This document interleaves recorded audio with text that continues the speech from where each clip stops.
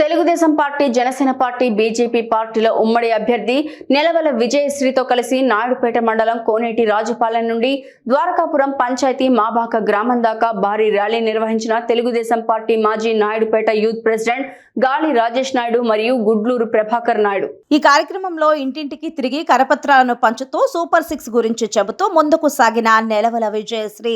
ఈ కార్యక్రమంలో మాజీ minister doctor Parasa Venkataratnam, Telugu Desam party నియోజకవర్గ ఇన్ఛార్జ్ నెలవల సుబ్రహ్మణ్యం, జనసేన పార్టీ సులూరుపేట నియోజకవర్గ ఇన్ఛార్జ్ ఉయ్యాల ప్రవీణ్, సిరసరం బేటి విజయభాస్కర్ రెడ్డి, 786 రఫీ, శ్రీనివాసులు నాయుడు, నెలవల రాజేష్, దార్ల రాజేంద్ర కార్యకర్తలు పాల్గొన్నారు.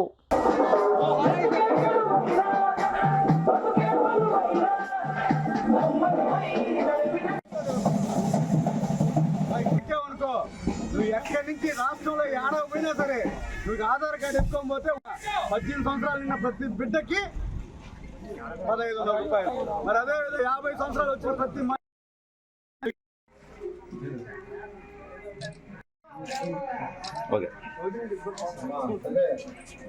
వెనక్కి రండి, అందరూ కవర్ అవుతారు.